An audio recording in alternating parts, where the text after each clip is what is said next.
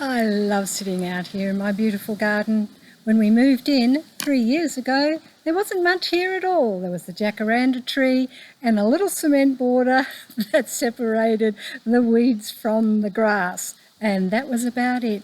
It took many years of planting, digging, getting the soil in and choosing the right plants, weeding, pruning, but now it's starting to look really great and it's almost self-sustaining.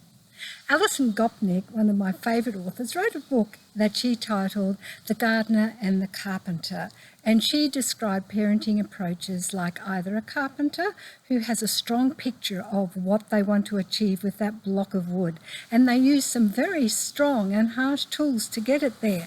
They hammer and they chip and they saw and they keep prodding away at that piece of wood until it starts to take shape the way they want it to, and they spend hours smoothing off all of the rough edges. The other style is like the gardener, where you take into consideration what the garden is already like. What soil do you have? What's the climate like?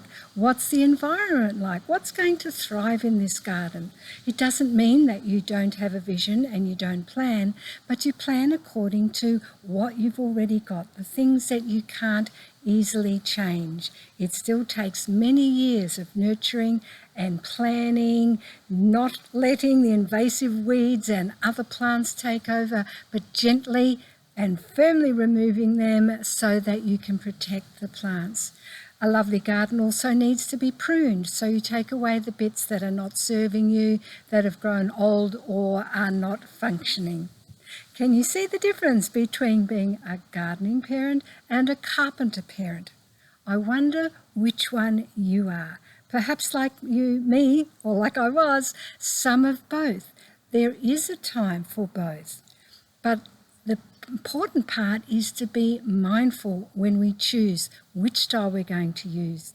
And it could change from hour to hour, day to day, child to child, and situation to situation.